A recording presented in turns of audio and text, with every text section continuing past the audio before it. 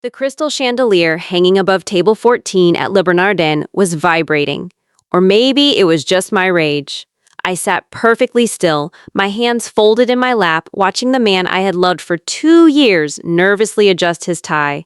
It was a cheap tie, polyester, a knockoff he had bought on Canal Street because he wanted to look like the bankers he desperately tried to emulate. Liam was sweating. Beads of perspiration were forming on his upper lip, despite the restaurant being kept at a cool, climate-controlled temperature. He kept looking around the room, scanning the other diners, as if he was afraid someone important might see him sitting with me. "Liam," I said, my voice quiet but firm, "you haven't touched your sea base. Is something wrong?" He flinched. He looked at me, then looked away, fixing his gaze on a woman 3 tables over who was wearing a red Gucci dress and laughing loudly with a man in a bespoke suit. That was Liam's problem. He was always looking at what he didn't have. "We need to talk, Ava," he said finally. He picked up his water glass, his hand trembling slightly. I knew that tone. It was the tone he used when he wanted to cancel our plans to work late. It was the tone he used when he needed to borrow money for rent because his bonus check was delayed. But this time, the tone had an edge to it.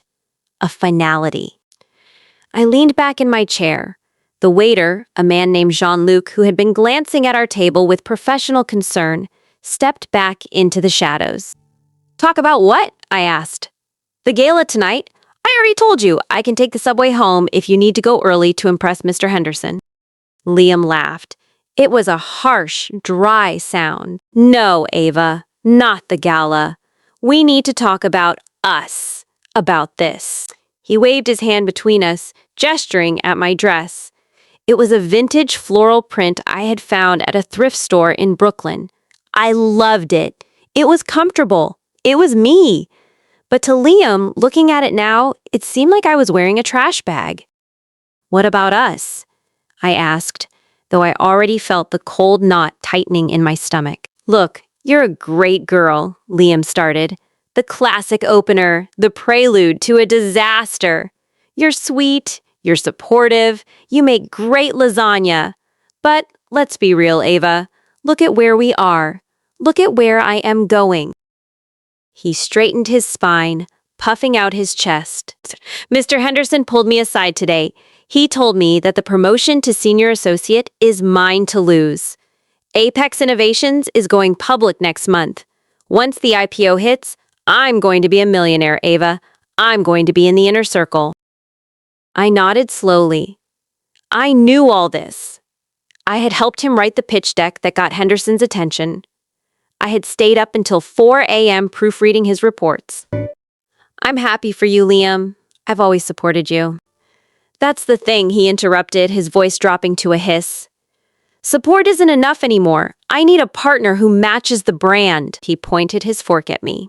"You don't fit the brand, Ava. You're too simple. You work at a library. You clip coupons. You insist on taking the subway instead of Uber Black. It's embarrassing. When I bring you to corporate mixers, people think you're my assistant. Or worse, my charity case." The air left my lungs. Charity case. For 2 years, I had hidden my truth. I hid the sterling name. I hid the trust fund that could buy this entire city block. I lived in a small apartment, budgeted my expenses, and lived a normal life because I wanted to be sure that the person I loved actually loved me, not my bank account. And now, the man I was protecting was dumping me because I had done too good a job at being normal. "So let me get this straight," I said, my voice dangerously calm. "You are breaking up with me because I'm poor?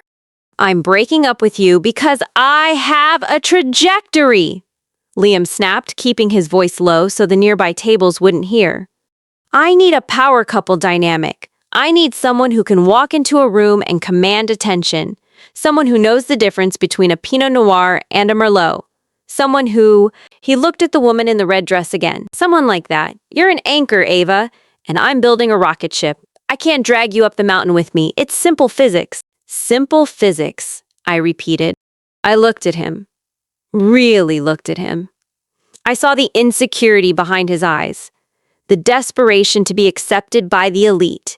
He didn't want a partner. He wanted a prop. I felt the sadness evaporate, replaced by a cold, metallic clarity. It was the same feeling my grandfather described when he executed his first hostile takeover. The emotion shuts off. The calculation begins. Okay, Liam, I said. I understand. He looked relieved. He clearly expected me to cry. He expected a scene.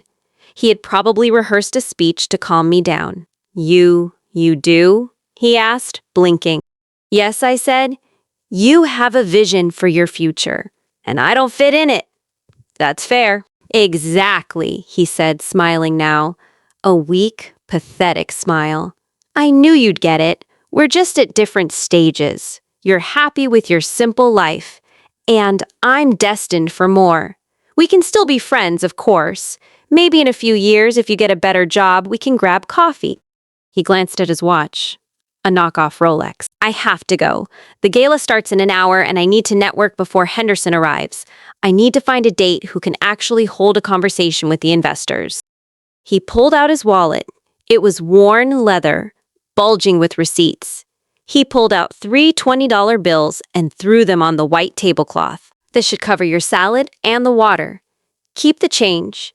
Treat yourself to a cab ride home. You deserve it. He stood up. He adjusted his jacket. Take care, Ava. Don't be too sad. You'll find someone more speed, maybe a mechanic or a barista. He turned and walked away. He walked fast, eager to escape, eager to run toward his rocket ship. I watched him exit the restaurant, the heavy glass doors swinging shut behind him. I sat there in silence.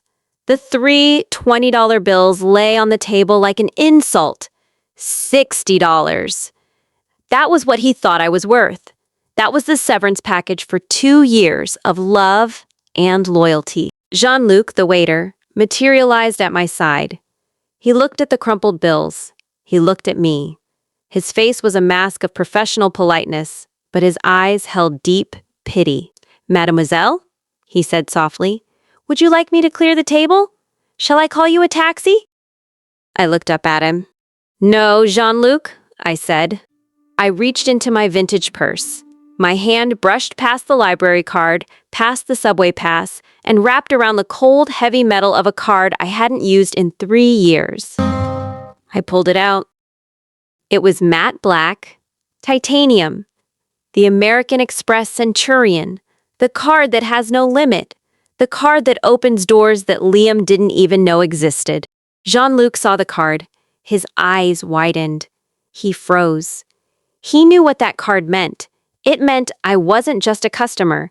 It meant I could buy the restaurant if the service was slow. Mademoiselle Sterling, he whispered, his voice trembling. We had no idea. The reservation was under Smith. I know, I said, placing the black card on top of Liam's $20 bills. Take this trash away, Jean-Luc, I said, flicking the cash onto the floor. And bring me the wine list, the reserve list. I want a bottle of the 1945 Romanée Conti. And bring the chef.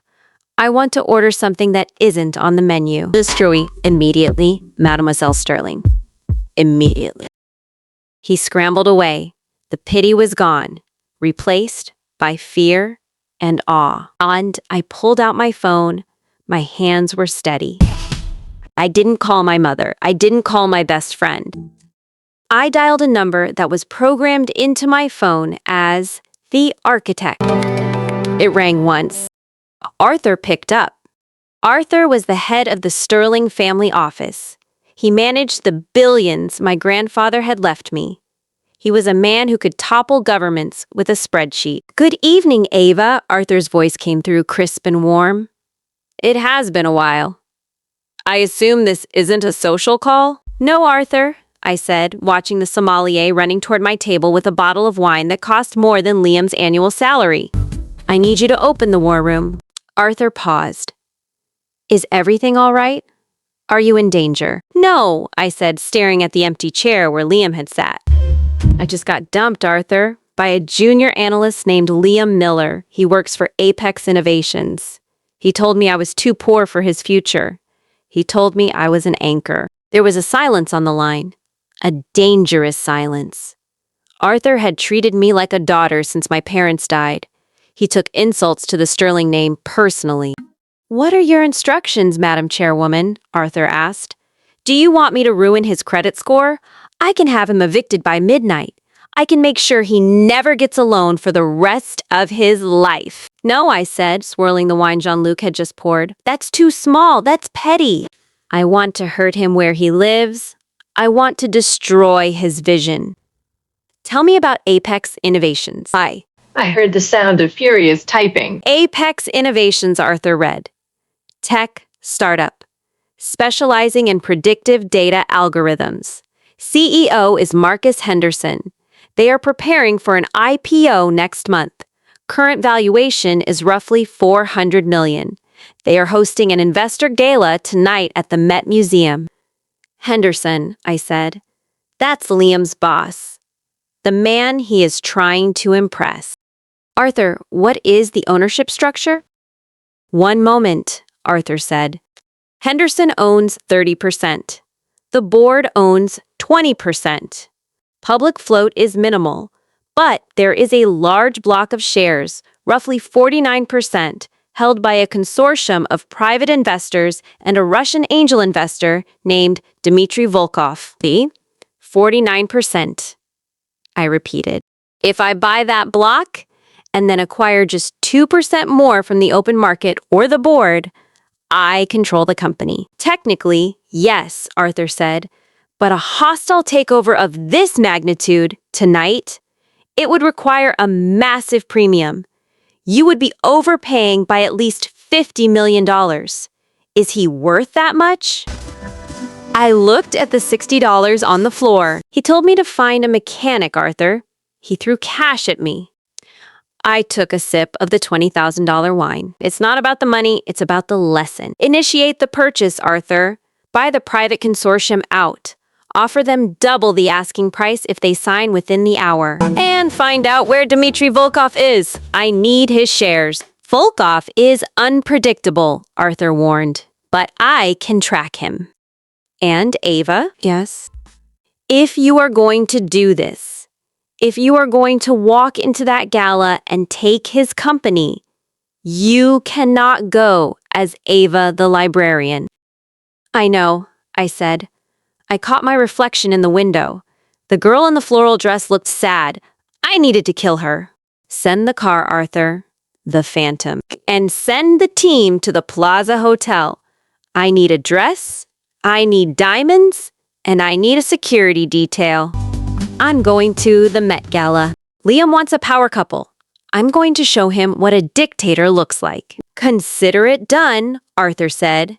"The empire is at your disposal." I hung up. I finished my glass of wine in one gulp. I stood up. The entire restaurant watched me. They sensed the shift in the atmosphere. The air felt heavier. I walked out of Le Bernardin. The girl who walked in was looking for love. The woman who walked out was looking for blood. The air inside a Rolls-Royce Phantom smells different than the air in the rest of New York City. It smells of hand-stitched leather, aged walnut wood, and absolute silence. As I slid into the back seat, the chaos of the street vanished. The door clicked shut with a heavy, reassuring thud, sealing me inside a capsule of power. Silas, my head of security, was already in the driver's seat. He didn't ask where we were going. He already knew. The Plaza Hotel. The Royal Suite. The War Room. I looked out the tinted window as we glided through traffic. I saw couples walking hand in hand. I saw people laughing. An hour ago, I was one of them. I was Ava, the girl who was saving up for a vacation, the girl who was worried about the price of milk. Now that girl felt like a stranger, a ghost. Liam had killed her with 3 $20 bills. My phone screen lit up. It was Arthur. He wasn't just calling, he was video conferencing in on the car's pop-up screen. His face was illuminated by the blue light of multiple monitors in the background. "We have a position, Madam Chairwoman," Arthur said, skipping the pleasantries. "I've mobilized the acquisition team. We are operating under the shell company Phoenix Holdings to avoid detection. If Henderson sees the name Sterling on the buy order, he'll raise the price or poison the pill. Good, I said, leaning forward. Keep it anonymous until the trap is shut. What is the status of the private consortium? They are greedy, Arthur said, adjusting his glasses. The consortium owns 30% of the shares. They were planning to sell during the IPO next month. I just offered them a cash buyout at 20% above the projected IPO price. They are stunned. They want to know who is behind Phoenix Holdings. Tell them it's a silent partner who values speed over conversation, I said, cold as ice. Tell them the offer expires in 45 minutes. If they don't sign by the time I walk up the steps of the Met, the offer drops to zero, and I'll use my leverage with the banks to call in their other loans. Arthur smiled. A rare, shark-like smile. Aggressive. I like it. I'll draft the intimidation clause now. But Ava, there is still the matter of Dmitry Volkov. I paused. Volkov, the Russian wildcard. He owned 19% of the company. With the consortium's 30% and Volkov's 19%, I would have 49%. I would need just 2% more from the open market to have absolute control. But Volkov was the key. He was stubborn. He was rich enough not to care about money. Where is he? I asked. He's at the gala, Arthur confirmed. He checked in 10 minutes ago. Our intel says he is unhappy with Henderson. Apparently, Henderson promised him a board seat and then gave it to his nephew instead. Perfect, I whispered. An angry investor is my favorite kind of investor. I'll handle Volkov personally. You just get me the consortium. We pulled up to the plaza. The doormen rushed to open the car, but Silas held them back. He opened it himself. We have 30 minutes, Miss Sterling, Silas said, checking his watch. The styling team is upstairs. I walked through the lobby. I didn't walk like a librarian anymore. I walked with the Sterling stride, head high, eyes focused on the horizon, moving fast enough that people had to get out of my way. I took the private elevator to the penthouse. The doors opened, and it was like stepping into a beehive. 3 stylists, 2 makeup artists, and a tailor were waiting. Racks of dresses lined the walls. My lead stylist, a French woman named Celine, took one look at my vintage floral dress and practically screamed. "Oh mon Dieu, burn it! Burn it immediately!" she cried, rushing over to me. "Ava, darling, Arthur told us the brief. He said, revenge." "No, Celine," I said, stepping out of my cheap heels. "Not revenge. Conquest. There is a difference. Revenge is emotional. Conquest is final. I don't want to look like I'm trying to make him jealous. I want to look like I'm coming to foreclose on his soul." Celine nodded, her eyes lighting up. "I have just the thing." She pulled a garment bag from the back of the rack. She unzipped it. The dress was midnight blue velvet. It was dark, almost black, but under the light it shimmered like the deep ocean. It was strapless, with a corset bodice that looked like armor and a slit that went all the way up the left thigh. It was elegant, but it was violent. It demanded attention. I put it on. The velvet felt cool against my skin. The tailor made 2 quick adjustments, pinning the waist to perfection. I sat in the makeup chair. "Kifan, had cared as Jouth? Yous guy. Once upon a time in Titty Age and you." "Yeah," the stylist asked. "Up," I said. "Tight, severe. I don't want a single strand out of place. I want them to see my face. I want Liam to see exactly what he threw away." They worked their magic. In 20 minutes, the transformation was complete. I stood in front of the full-length mirror. The girl from the restaurant was gone. The soft eyes were replaced by a smoky, sharp gaze. The red lipstick was painted on like war paint. But something was missing. My neck was bare. "We need diamonds," Celine suggested, holding up a necklace. "No," I said. "Not diamonds. Diamonds are for weddings." I walked over to the safe in the corner of the room. I pressed my thumb against the scanner. Beep! The heavy steel door swung open. Inside, Resting on a black velvet cushion was the sterling sapphire.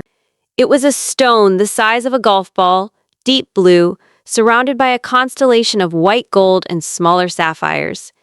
It had belonged to my great-grandmother. It was rumored to be cursed, that any man who wronged the woman wearing it would lose his fortune. I thought it was fitting. I clasped the heavy necklace around my neck. The cold stone settled against my collarbone. It was perfect. It matched the dress. It matched my mood. I looked at myself one last time. You are not Ava, I whispered to the reflection. You are the chairwoman. You are the capital. You are the consequence. My phone buzzed. It was Arthur. Status update, the consortium has signed. We own 30% of Apex Innovations. The funds have been transferred. Phoenix Holdings is now the largest minority shareholder. Proceeding to Phase 2. Phase 2. Volkov. I grabbed my clutch. I put my phone and the titanium black card inside. I walked out of the suite. Silas was waiting by the elevator. When he saw me, he actually took a step back. Miss Sterling, he said, nodding respectfully. God help them. We drove to the Metropolitan Museum of Art. The approach to the Met was a sea of red taillights. Limousines were lined up for blocks. I sat in the back of the Phantom watching the world outside. I saw the young professionals walking on the sidewalk looking at the cars with envy. I saw Liam's face in my mind, the way he looked at that woman in the red dress. He wanted a rocket ship. He had no idea that the countdown had already begun. Arthur's voice came through the speakers again. Ava, we have a slight complication. My heart skipped a beat. What is it? Henderson has security at the door with a guest list, Arthur said. Your name, Ava Smith, isn't on it. And neither is Ava Sterling. If you try to walk in, they might turn you away. That would be suboptimal for the image we are trying to project. I smiled. Arthur, I own the museum wing they are standing in. My grandfather built the Temple of Dender exhibit. My name is carved into the stone wall behind the bar. Call the museum director. Tell him the Sterling Trust is considering pulling our annual $10 million donation unless a VIP guest is escorted in immediately. Consider it done, Arthur said. We pulled up to the red carpet. The scene was chaotic.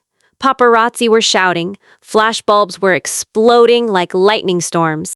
I saw the line of guests waiting to get in. And then I saw him. Liam. He was standing near the entrance, looking anxious. He was checking his phone, probably seeing if I had texted him a sad apology. He was fixing that terrible polyester tie. He was trying to catch the eye of his boss, Henderson, who was being interviewed by a reporter nearby. Liam looked small. He looked cheap. I felt a pang of sadness, but it was brief. It was like mourning a favorite pair of shoes that didn't fit anymore. The car stopped. Silas got out. He walked around the back of the Phantom. The crowd quieted down. They knew a Phantom meant royalty or billionaire. Silas opened my door. Right. I stepped out. The night air was cool, but the flashbulbs made it hot. For a second, the crowd was silent. They were taking in the dress, the sapphire, the attitude. Then the screaming started. Who is she? Look at the necklace. Is that a movie star? I didn't look at the cameras. I looked straight ahead. I walked up the red carpet stairs. The museum director was running down the stairs to meet me, sweating in his tuxedo. Arthur had made the call. Miss Sterling, he gasped, bowing slightly. Welcome. We had no idea. Please, right this way. Skip the line. I walked past the velvet rope. I walked past the B-list celebrities. And then I walked past Liam. He was looking at his phone. He didn't see me at first, but he felt the shift in the air. He looked up. Our eyes locked. For a moment, he didn't recognize me. He saw a billionaire in a midnight blue gown. Then he saw the eyes. His mouth opened. His phone slipped from his hand and hit the red carpet. Ava, he mouthed. It was a silent whisper. I didn't stop. I didn't smile. I didn't acknowledge him. I kept walking, ascending the stairs, leaving him at the bottom where he belonged. Wait, then. I was inside. Phase 1 was complete. Now, I had to find Dmitry Volkov, buy his shares, and destroy Liam's future before the appetizers were served. The Temple of Dendur is an ancient Egyptian temple that was dismantled, shipped to New York, and rebuilt inside the Metropolitan Museum of Art. It is a monument to power, survival, and immense wealth. Tonight, it was also the backdrop for a cocktail party full of people who thought they were gods, but were really just mortals with expensive watches. The air buzzed with the sound of string quartets and desperate networking. Waiters in white jackets moved like ghosts, carrying trays of caviar and champagne. I stood at the top of the stairs, looking down at the crowd. I felt the heavy weight of the sterling sapphire against my collarbone. It was a grounding weight. It reminded me that I wasn't just Ava the librarian anymore. I was a predator entering a tank of guppies. I hadn't taken 3 steps into the room before I felt a hand grab my elbow. It wasn't a gentle touch. It was frantic. I turned. It was Liam. He was breathless, his face flushed with a mixture of panic and embarrassment. Up close, I could see the cheap stitching on his jacket collar. I could smell the faint scent of his nervous sweat mixed with too much cologne. "Ava!" he hissed, his eyes darting around the room to see if anyone was watching. "Are you insane? What are you doing here? How did you even get past security?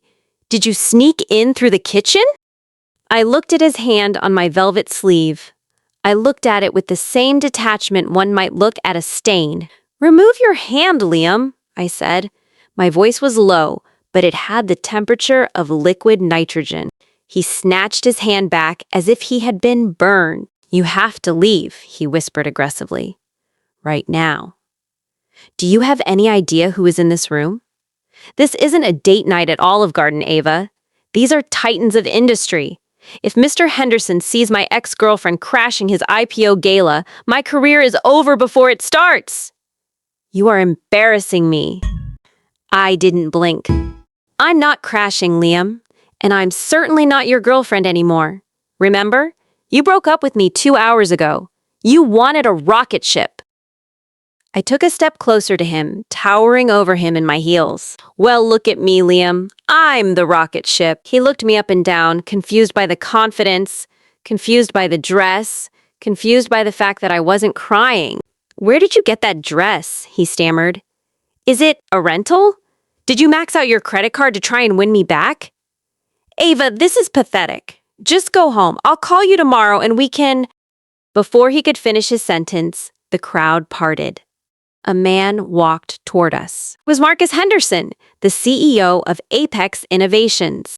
He was a short man with a fake tan and teeth that were blindingly white. He held a glass of scotch like a scepter. He was looking at me, or rather, he was looking at the sapphire around my neck. He knew money, and he smelled it on me from across the room. Liam froze. His face went pale. "Oh, God," he whispered. "He's coming. Ava, don't say a word. Just pretend you're lost." "Mr. Henderson," Liam said, his voice jumping an octave. He stepped in front of me, trying to block me from view. "So good to see you, sir. I was just handling a minor security breach. This young woman is leaving." Henderson ignored him completely. He stepped around Liam as if he were a piece of furniture. He extended a hand to me. "I don't believe we've met," he said, flashing his practiced CEO smile. "I'm Marcus Henderson, and you must be someone I should know." I took his hand. His grip was clammy. "Ava Sterling," I said. The name hung in the air for a second. Henderson's eyes widened. He did the mental math instantly. Sterling, the trust, real estate, banking, billions. "Sterling," he choked out, "as in the Sterling Family Trust?" "The one and only," I smiled. Henderson looked like he had just won the lottery. He practically pushed Liam aside. "Miss Sterling, What an absolute honor! I had no idea you were on the guest list. My apologies. We are huge fans of your family's investment portfolio. Huge fans! He turned to Liam, his face twisting into a scowl. Huh? Miller, why didn't you tell me you knew Ava Sterling? You've been hiding our VIP guest behind your back? Liam stood there, his mouth opening and closing like a fish out of water. He couldn't process it. The girl he dumped for being poor was essentially American royalty. His brain was short-circuiting. Oh, Liam is very modest, I said smoothly, patting Liam on the shoulder patronizingly. He didn't want to brag that he knows me. We go way back. Isn't that right, Liam? Liam stared at me. He looked terrified. Yes, he squeaked. Way back. Henderson laughed, slapping Liam on the back hard enough to make him stumble. Well, good work, Miller. This is exactly the kind of networking I was talking about. Bringing in the whales. He turned back to me, his eyes gleaming with greed. Miss Sterling, please come meet the board. We are just about to launch our IPO and we are looking for strategic anchor investors. I would love to walk you through our Q3 projection. I'd love to hear them, I said. I have some capital I'm looking to deploy tonight. Henderson looked like he was going to faint from joy. Right this way! Right this way! He led me into the center of the party. Liam trailed behind us, holding Henderson's empty glass, looking like a confused puppy. Henderson spent the next 20 minutes talking. He talked about synergy and disruption and paradigm shifts. He showed me charts on his iPad. I nodded politely, but I wasn't listening to his pitch. I was auditing him. Mr. Henderson, I interrupted, your burn rate seems high. You're spending $2 million a month on administrative costs. Does that include the lease on the Hamptons estate listed under the company name? Henderson froze. The smile faltered for a fraction of a second. Well, that is a corporate retreat center. For morale. Very standard in the tech industry. He laughed nervously. You have a sharp eye, Miss Sterling. I do, I said. That's why I'm rich. I scanned the room. I wasn't looking for more charts. I was looking for the target. And then I saw him. Sitting alone on a stone bench near the temple wall, nursing a glass of vodka. Dmitry Volkov. He looked bored. He looked angry. He was checking his watch every 30 seconds. He was the man who owned 19% of the company, the man Arthur told me about, the man who hated Henderson. I turned to Henderson. Marcus, this is fascinating, but I see an old friend over there. Do you mind if I excuse myself for a moment? Of course, Henderson said. Make yourself at home. I'll just be here with Miller. He grabbed Liam by the arm. Miller, get me another scotch. And make sure Miss Sterling has whatever she wants. If she wants the Temple of Dender gift-wrapped, you find a box big enough. Do you understand? Yes, sir, Liam whispered, looking at me with eyes full of fear and confusion. I walked away from them. I walked across the vast stone floor, the train of my velvet dress gliding behind me. I approached Volkov. He didn't look up. He was staring at the water in the reflective pool. Mr. Volkov? I said. He looked up. He had hard, gray eyes. He saw the dress. He saw the sapphire. He didn't smile. I am not buying anything, he grunted. And I don't want to hear about the IPO. I sat down next to him. I'm not selling, Dmitry. I'm buying. He turned to look at me fully. Who are you? Ava Sterling, I said. I saw a flicker of recognition. The Sterling girl? The one with the real estate empire? That's me. I leaned in closer. I know you're unhappy, Dmitry. My analysts tell me you wanted a seat on the board. I know Henderson gave it to his nephew instead. I know you think the IPO is going to be a disaster because the tech is 3 years outdated. Volkov laughed. A deep rumble of a laugh. You have good spies, little girl. Yes, Henderson is a fool. He spends money like a drunken sailor. But I am stuck. If I sell now, I lose money. I have to wait for the IPO and hope the idiots on Wall Street buy the hype. You don't have to wait, I said. I pulled out my phone. I have a shell company called Phoenix Holdings. We just acquired the private consortium's 30% stake an hour ago. Volkov's eyes widened. You bought the consortium? Cash, I said. And now I want your 19%. I picked a number into my phone and showed it to him. I'm offering you this. It's 15% above the projected IPO price. Immediate transfer, no lockup period. You take the money and you walk away from this sinking ship tonight. Volkov looked at the number. It was millions more than he expected. He looked at me. Why? He asked. Why pay this much for a dying company? Because, I said, looking across the room at Henderson, who was yelling at a waiter, and Liam, who was frantically trying to clean a spill on Henderson's jacket. Because I'm not buying the company for the profit, Dimitri. I'm buying it for the power. I'm going to fire Henderson, and I'm going to crush the soul of that junior analyst standing next to him. I looked Volkov in the eye. It's personal. Volkov grinned. He liked that answer. He respected vengeance. You are dangerous, Miss Sterling. He pulled out his phone. Send the contract. I tapped the screen, sent. He opened it. He scanned it. He pressed his thumb to the screen to sign. Transaction processing. Transaction complete. My phone buzzed. Arthur's text appeared. Madam Chairwoman, you now control 49% of the shares. We have also acquired 2% from the open market during the party. You hold 51%. You are the majority owner of Apex Innovations. I let out a breath I didn't know I was holding. I owned it. I owned the building. I owned the code. I owned the payroll. I owned Liam. Volkov stood up. He finished his vodka. It's been a pleasure doing business with you, Ava. Give them hell. He walked out of the party, a free man with a full bank account. I stood up. I smoothed down my velvet dress. I looked across the room. Henderson was tapping a spoon against his glass. He was stepping up to the microphone on the stage. Ladies and gentlemen, Henderson boomed. If I could have your attention, we have a big announcement. He was about to announce the IPO. He was about to brag about his success. I started walking toward the stage. I wasn't walking fast. I was walking with purpose. Liam saw me coming. He looked relieved. He thought I was coming to stand next to him. He thought I was going to be his trophy.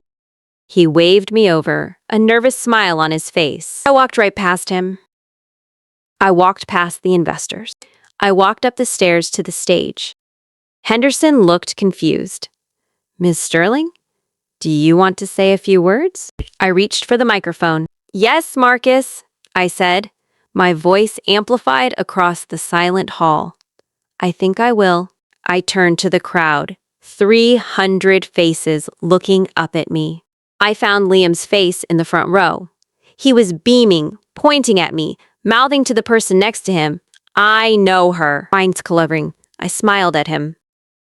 It was the last time he would ever see me smile. Good evening, I said. My name is Ava Sterling, and I have an announcement to make that isn't on the program. The microphone feedback whined for a split second, a sharp screech that cut through the murmur of the crowd like a knife. Then, silence. Absolute, heavy silence. 300 pairs of eyes were fixed on me. The investors, the board members, the models, and the waiters, everyone stopped moving. Standing next to me, Marcus Henderson looked confused. He was still holding his champagne glass, his smile frozen in a rictus of uncertainty. He looked like a man who had walked into his own surprise party, only to realize nobody there liked him. Ms. Sterling? He whispered, leaning away from the mic. What is the announcement? Did you decide to invest? Is that it? I looked at him. I looked at the sweat beading on his forehead under the stage lights. No, Marcus, I said into the microphone, I didn't decide to invest. I decided to acquire. A ripple of whispers went through the room. Henderson laughed nervously. Acquire? He chuckled into the mic, trying to play it off as a joke. Well, we are always looking for partners, but the company isn't for sale, my dear. We are going public next month. I turned to the projection screen behind us. It was displaying the logo of Apex Innovations. Arthur, I said. Execute the overlay. Suddenly, the screen flickered. The Apex logo vanished. In its place, a new graphic appeared, a massive digital document, a shareholder register, and right at the top, highlighted in glowing green, was a new name listed as the majority owner. Entity, the Sterling Family Trust. Ownership, 51%. The room gasped. It was a collective sound of shock. Henderson spun around. He stared at the screen. He blinked. He rubbed his eyes. What is this? He stammered. This is a hack. Who hacked the system? Security. Cut the feed. Nobody is cutting the feed, Marcus, I said calmly. And nobody hacked the system. I bought the system. I pointed to the VIP section. 10 minutes ago, I purchased the private consortium's entire stake. And 5 minutes ago, Mr. Volkov sold me his shares. I looked down at Volkov, who raised his glass in a silent toast. Add that to the open market shares I acquired during the appetizer course, and here we are. I took a step toward Henderson. I own 51% of this company, Marcus, which means I am not a partner. I am the board. I am the chairman. And I am your boss. Henderson's face went from red to white. The glass slipped from his hand and shattered on the stage floor. No, he whispered. You can't. We have bylaws. We have protections. You can't just walk in here and take my company. Light, I can, I said. And I did. But I didn't just buy it to put my name on the door. I bought it to clean house. I pulled a folded piece of paper from my clutch. Does anyone know what this is? I asked the crowd. Silent. This is the Q3 forensic audit of Apex Innovations. My team generated it while you were all eating shrimp cocktails. I opened the paper. It turns out Mr. Henderson has a very expensive lifestyle. I read from the list. Item 1, a $5 million renovation of a private estate in the Hamptons, billed to the company as a remote data center. I looked at Henderson. Is there a server rack in your master bedroom, Marcus? Or just a jacuzzi? The crowd started murmuring. Investors looked at each other with fury. Item 2, I continued. Private jet charters to Vegas, billed as client acquisition trips. Item 3, this gala. The champagne, the caviar, the rental of the Temple of Dendur, all paid for with funds that were supposed to go to the R&D department. Henderson was shaking now. That's accounting errors. I can explain. There is nothing to explain, I said. It's called embezzlement, Marcus. And in my family, we don't tolerate thieves. I looked him dead in the eye. Marcus Henderson, effective immediately, you are fired.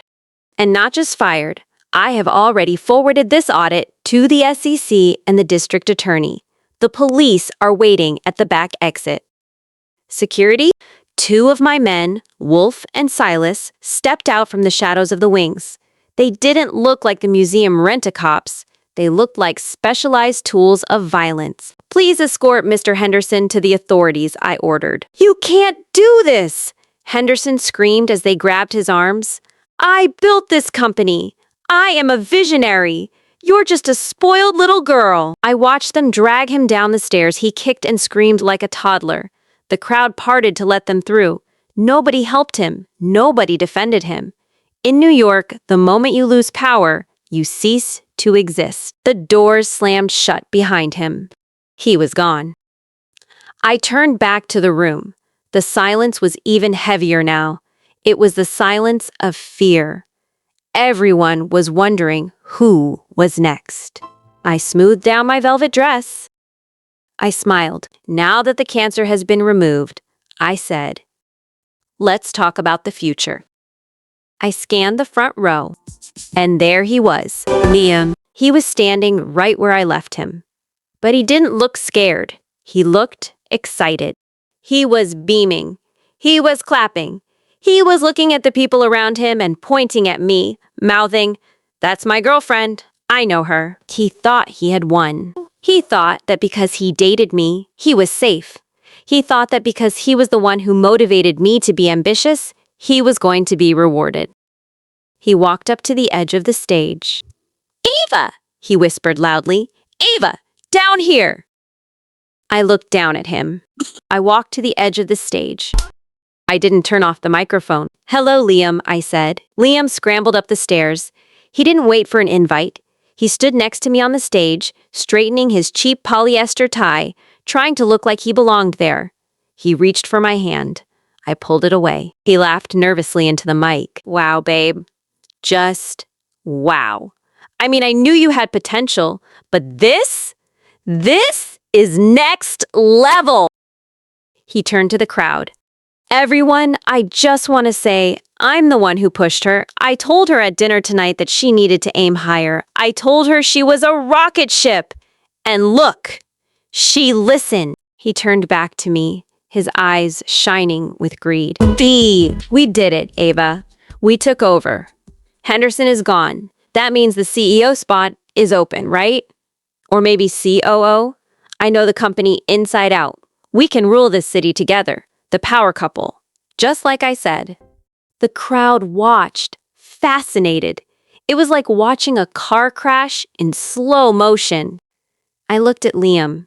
I looked at his sweaty face, his arrogant smile, his complete lack of self-awareness. I laughed. It was a cold, dark sound that echoed through the hall. "We?" I asked. Liam's smile faltered.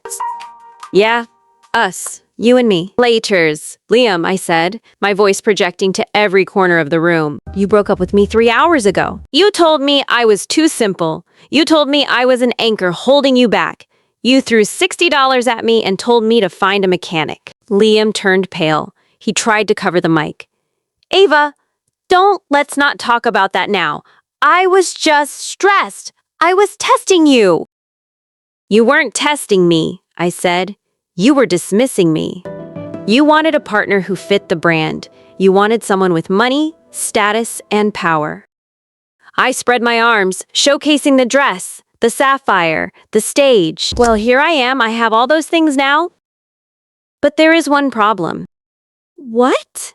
Liam whispered. "What's the problem?" "The problem," I said, leaning in close so he could see the fire in my eyes, "is that you don't fit my brand." The crowd gasped. Someone in the back actually laughed. Liam looked like he had been punched in the gut. "But I'm the top analyst. You need me. I know the data. You can't run this company without me." "Actually," I said, "I read your employee file, Liam. You're not the top analyst, you're in the bottom quartile. Your projections for the last 2 quarters were off by 40%. The only reason Henderson kept you around was because you were a sycophant who fetched his coffee and laughed at his bad jokes." Liam stepped back. "No, that's not true." "It is true," I said. "You're mediocre, Liam. At best, honey, and usually when I acquire a company, I fire the mediocre employees immediately." Liam flinched. You're firing me? But I'm your ex-boyfriend. You can't fire me. It's personal." I tapped my chin. "You're right. It is personal, so I'm not going to fire you. Firing you would be too easy. You'd just go to another company, lie about your resume, and find another girl to use as a stepping stone. No, I want to keep you." Liam let out a breath of relief. "Oh, thank God. Ava, thank you. I promise I'll work so hard. I'll be the best VP you ever had." I held up a hand. "I'm not making you VP, Liam. I'm reassigning you. We have a data archival project that has been neglected for years. Millions of paper files from the 1990s that need to be manually scanned and typed into the new system. It's tedious, it's boring, and it requires zero ambition. It's perfect for you. Liam blinked. Data entry? But where? I can do that from my office here. To pry. No, I said. The archives aren't here. They are in our remote storage facility. In Nome, Alaska. Alaska? Liam shrieked. His voice cracked. Yes, I said. It's a basement facility. No windows, no cell service, just you, the paper files, and the freezing cold. Your salary will be adjusted to the local minimum wage. But don't worry, I hear the rent is cheap, and you won't need to buy expensive suits. You'll need a parka. I won't go, Liam yelled. I quit. You can't make me go to Alaska. I resign. I smiled. You can't resign, Liam. Because you signed a non-compete clause when you joined Apex, I checked it. It says you cannot work for any other tech firm for 2 years if you leave voluntarily. So you have 2 choices. Option A. You go to Alaska, you scan the papers, and you keep your job. Option B. You quit, you stay unemployed for 2 years in the most expensive city in the world, and I make sure every recruiter in New York knows exactly why I bought a company just to get rid of you. I looked at him. So what's it going to be? The rocket ship to Alaska? Or the anchor of unemployment? Liam looked at the crowd. He saw their faces. They weren't looking at him with respect. They were looking at him with pity. He was the man who dumped a billionaire. He was the joke of the century. He slumped his shoulders. He looked defeated. I'll take the transfer, he whispered. I didn't hear you, I said. I'll go to Alaska, he yelled, tears forming in his eyes. Good choice, I said. I snapped my fingers. Silas? Silas appeared on stage holding a thick winter coat, a cheap, ugly, neon orange parka. Escort Mr. Miller to the airport. The company jet is waiting. It's a cargo plane, but I'm sure he won't mind. He likes saving money. Silas handed the coat to Liam. Liam put it on over his tuxedo. He looked ridiculous. He walked off the stage, his head hanging low. The crowd watched him go. I watched him go. I felt a weight lift off my chest. The $60 on the table, the insults, the feeling of not being enough. It was all gone. I turned back to the microphone. I raised my glass of champagne. 2 new beginnings, I said. And the whole room toasted back. The morning after a hostile takeover is not filled with champagne and confetti. It is filled with lawyers, panic, and silence. I walked into the lobby of Apex Innovations at 8 a.m. sharp.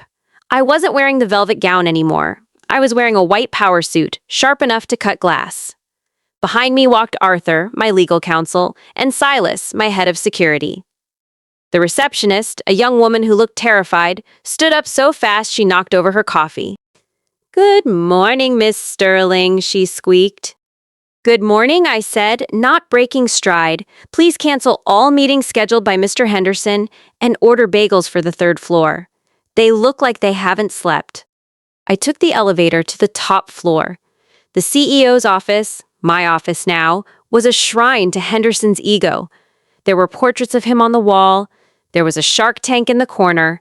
Literally, a tank with live sharks. Get rid of the fish, I told Silas. Donate them to the city aquarium and burn the portraits. I sat down at the massive glass desk.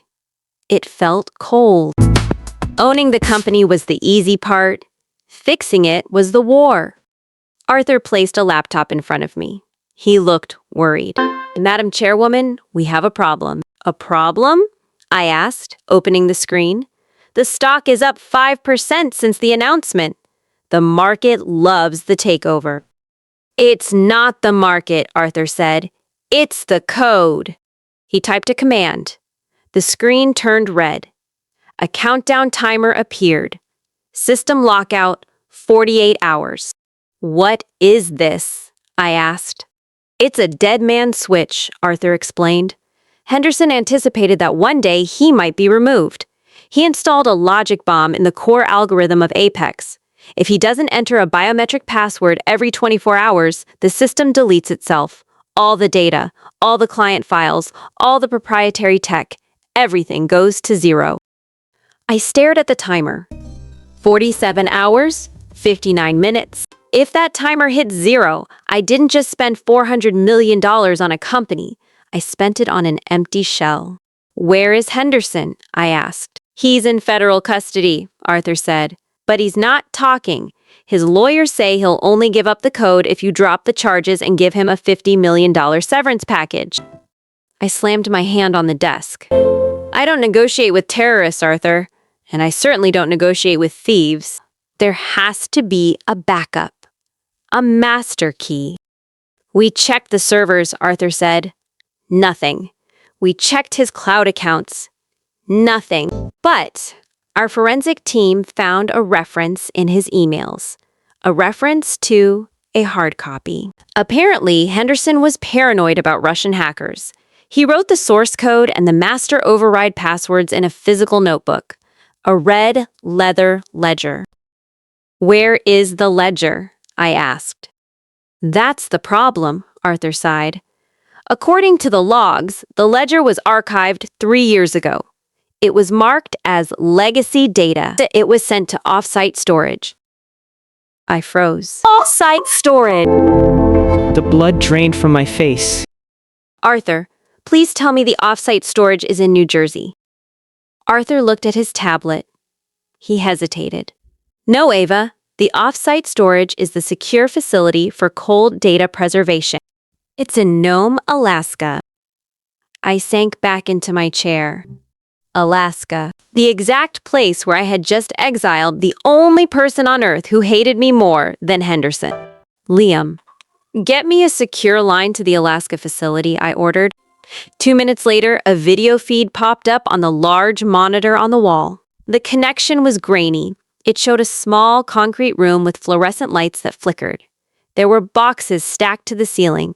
It looked miserable. And sitting at a small metal desk, shivering in a neon orange parka, was Liam. He looked terrible. His nose was red. He was wearing fingerless gloves. He was scanning a document into a machine, moving with the slow, defeated rhythm of a broken man. I pressed the button on the microphone. Good morning, Liam. Liam jumped. He looked around the room wildly. Who's there? Is that you, God? Take me home. I promise I'll never wear polyester again. It's not God, Liam, I said. It's Ava. He looked at the camera mounted in the corner. His face twisted into a scowl. Ava? What do you want? Did you call to gloat? Is the live stream of my misery not HD enough for you? It's minus 30 degrees here, Ava. The coffee machine is frozen. I have to type with gloves on. I don't have time for complaints, Liam, I said sharply. Listen to me carefully. I need you to find a box. A box from 2021, labeled Executive Archives. Inside, there should be a red leather notebook. Liam stopped scanning. He leaned back in his creaky chair. He crossed his arms over his orange parka. A red notebook, huh? He looked at a pile of boxes next to him. You mean this one? He reached down and picked up a red book. He waved it at the camera. My heart skipped a beat. Yes, I said. That's it. Liam, I need you to open it. Turn to the last page. Read me the alphanumerical code written there. Liam looked at the book. Then he looked at the camera. A slow, malicious smile spread across his chapped lips. It must be important, he said. You look stressed, Ava. Even in 4K resolution, I can see the panic. What is it? The nuclear codes? The recipe for your lasagna? It's the override key for the company, I said. Henderson left a logic bomb. If I don't get that code, the company collapses. Liam whistled. Wow, that sounds serious. The company collapses. Your $400 million investment, poof, gone.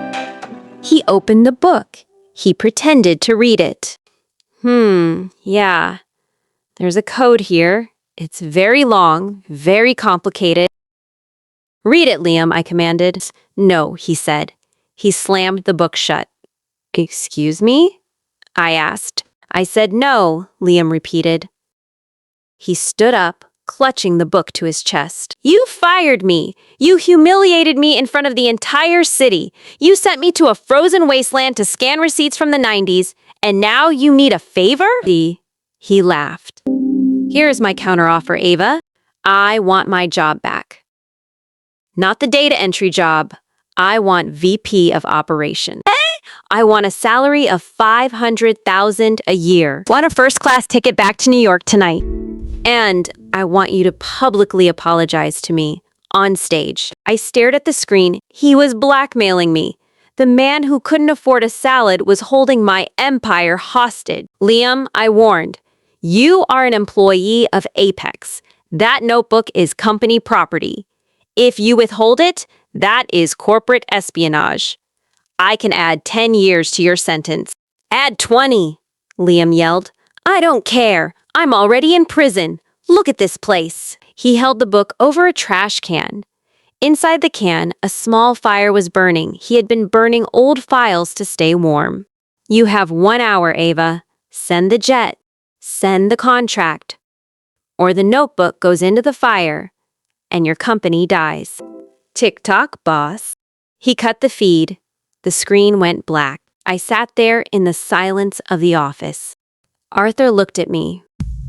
What do? We can't negotiate.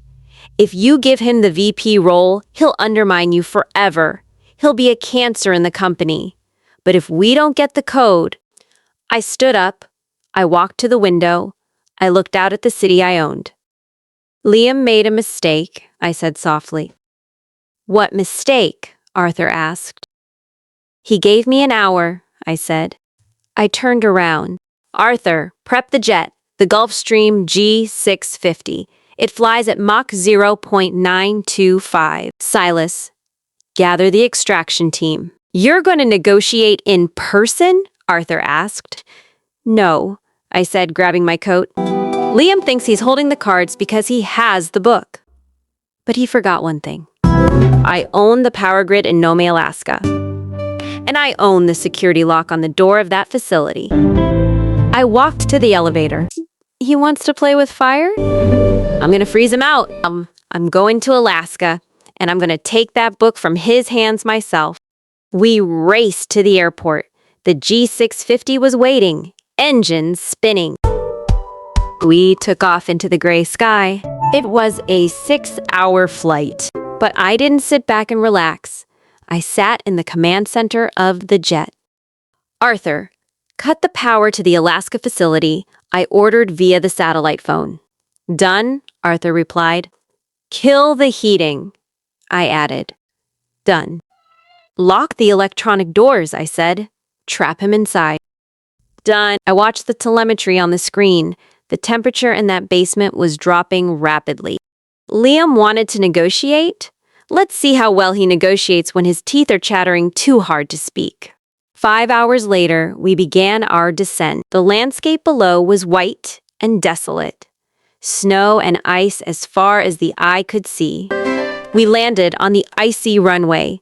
A convoy of black SUVs was waiting. We drove to the facility. It was a concrete bunker buried in the snow. Silas and his team jumped out, weapons drawn. They weren't taking chances. I stepped out. I wasn't wearing a suit anymore. I was wearing a white fur coat that made me look like the Snow Queen. Silas blew the lock on the door. We marched down the dark, frozen hallway. We reached the archive room. Liam was huddled in the corner. The fire in the trash can had burned out hours ago. He was shaking violently. His orange parka was wrapped tight around him. He looked like a popsicle. When he saw the flashlights, he squinted.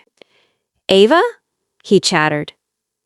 Is that you? I walked into the room. It was freezing. I stood over him. Hello, Liam. He held up the red notebook with a shaking hand. I still have it, he stammered.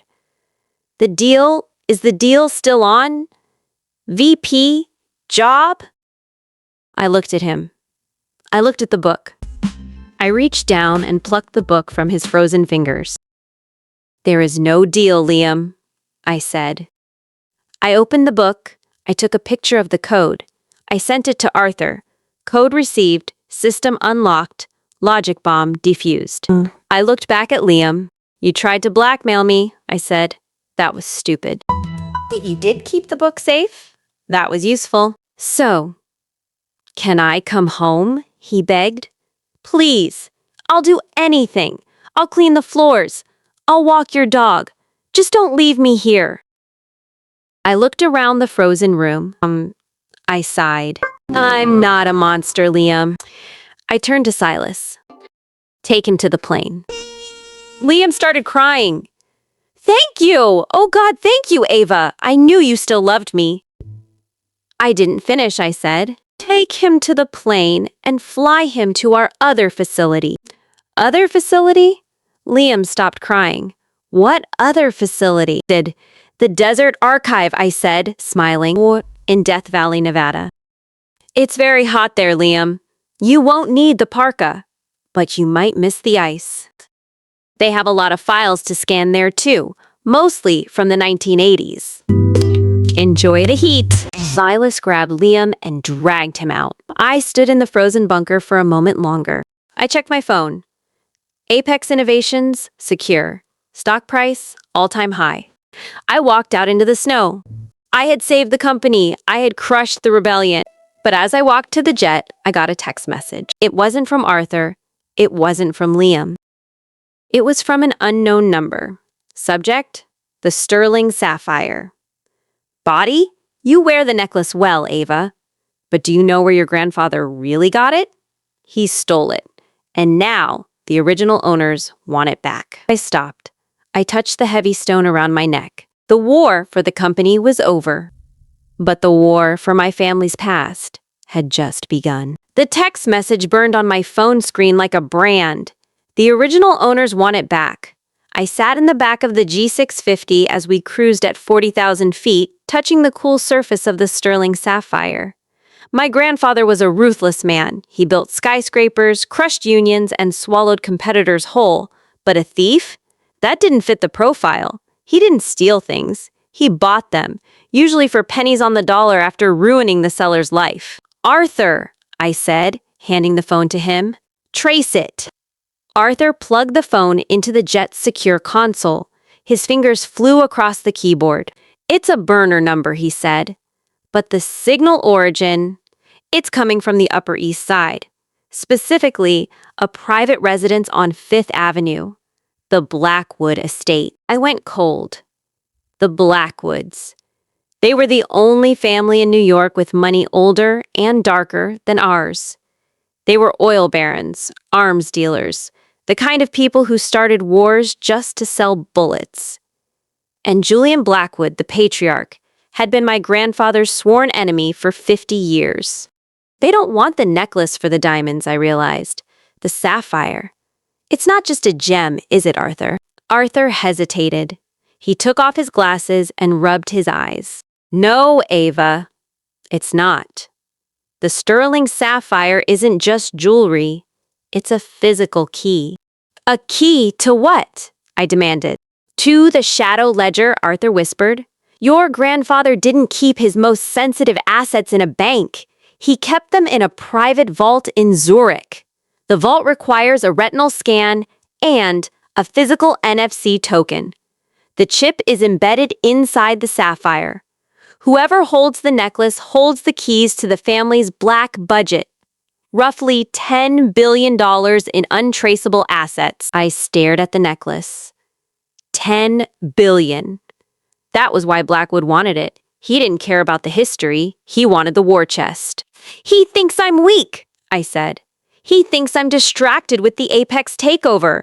He thinks he can bully the little girl into handing over the crown jewels." "What are your orders?" Silas asked, checking his weapon. "Do we lock down the penthouse? Do we go to ground?" "No," I said, standing up as the pilot announced our descent into New York. "If we hide, we look weak. If we run, they chase. We are going to the Blackwood estate." "Are you insane?" Arthur asked. Julian Blackwood is dangerous.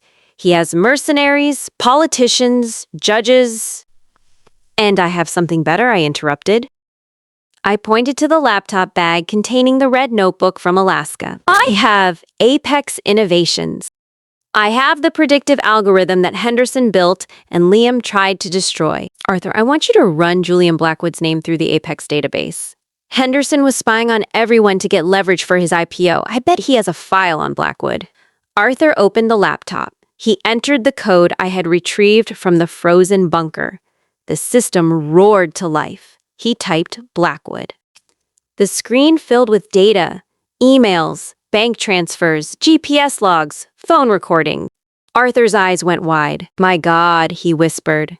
Henderson was thorough. He has recordings of Blackwood discussing the bribes for the senator. He has proof of the illegal arms shipment to Sudan. Ring shirt. I smiled. Load it onto a flash drive, Arthur. I'm not going there to surrender the necklace. I'm going there to buy his silence. The Blackwood estate was a fortress of limestone and iron. We pulled up to the gate in the convoy. The guards were expecting us, or rather, they were expecting me to come crawling on my knees. I walked into the main drawing room alone. Silas waited outside. Julian Blackwood sat in a high-backed velvet chair by the fire. He was 80 years old, thin as a skeleton, with eyes like a vulture. He held a cane topped with a silver skull. Miss Sterling, he rasped. You look just like him, your grandfather, arrogant, impulsive. He pointed a bony finger at my neck. You are wearing my property. I sat down opposite him. I didn't ask for permission. It's not your property, Julian. My grandfather won it from you in a poker game in 1974. I checked the logs. You bet the necklace. You lost. He cheated. Blackwood slammed his cane on the floor. He marked the cards. That sapphire belongs to my family, and the access it grants that belongs to me. He leaned forward. Give it to me, Ava, and I will let you leave this house alive. Refuse, and my men will take it off your corpse. I didn't flinch. I crossed my legs. You know, Julian, I had a very long flight from Alaska. I had a lot of time to think. I reached into my clutch. I pulled out a small black flash drive. I placed it on the table between us. Do you know what this is? Blackwood sneered. A toy? It's data, I said. From my new company, Apex Innovations. You see, the previous CEO was a paranoid little man who collected dirt on powerful people, including you. I leaned forward. There is a recording on this drive, Julian, dated November 14th. You, on the phone with a certain general, authorizing a shipment of prohibited weapons. That's a war crime, Julian. That's life in federal prison without parole. Blackwood went still. The cane shook in his hand. You're bluffing. Am I? I asked. I pulled out my phone. I pressed play. Julian's voice filled the room. Ensure the cargo is unmarked. If the UN inspectors find it, bribe them. If they don't take the bribe, eliminate them. I stopped the recording. The silence in the room was absolute. The fire crackled. Blackwood looked at the drive. Then he looked at me. The arrogance was gone, replaced by fear. You wouldn't dare. If you release that, you destroy the balance of power in this city. I am the balance of power, I said coldly. Here's the deal, Julian. You are going to forget about the necklace. You are going to forget about the Sterling family. And as a gesture of goodwill, you are going to sell me your shipping company at a discount. My shipping company? He choked. That's my flagship business. Not anymore, I said. It's the price of your freedom. Arthur will send the paperwork in the morning. Sign it, or the recording goes to The Hague. I turned to leave. Ava, Blackwood called out. I stopped. He looked at me with a strange mixture of hatred and respect. You are not your grandfather, he whispered. He was a shark. You are a monster. Thank you, Julian. I take that as a compliment. I walked out of the mansion. The night air was crisp. Silas opened the car door. Is it done, Miss Sterling? It's done, Silas. We own the shipping lines now. The empire just doubled in size. We drove back to the city. We drove past the Met Museum, where I had crushed Henderson. We drove past the office tower, where I ruled. I asked Silas to make one stop. He pulled up to a small, run-down apartment building in Queens. I didn't get out. I just rolled down the window. I watched a figure walking into the building. He was wearing a neon orange parka. It wasn't Liam. Liam was in the desert. It was a young man, a student, carrying a stack of books. He looked tired. He looked poor. He reminded me of myself. Before the dress. Before the war. I remembered Liam's words. You're an anchor. I looked at my reflection in the car window. The sapphire glittered. The eyes were hard. I wasn't an anchor. I wasn't a rocket ship. I lose the gravity that held it all together. I picked up my phone. I called Arthur. Arthur, I said. Yes, Madam Chairwoman. A scholarship fund, I said, watching the student disappear into the building. For underprivileged students who want to study economics. Full ride, tuition, housing, food. And Arthur? Yes, name it the Liam Miller Scholarship for Ambition. Arthur chuckled. That is very cruel, Ava. I know, I smiled. But I want people to remember him. I want them to remember that ambition without character is just a rocket ship with no fuel. I rolled up the window. Home, Silas, I said. The Rolls-Royce glided into the night, disappearing into the city of lights. I had lost a boyfriend. I had gained an empire. I had defeated my enemies. I was only 20 years old. The world was mine, and I was just getting started.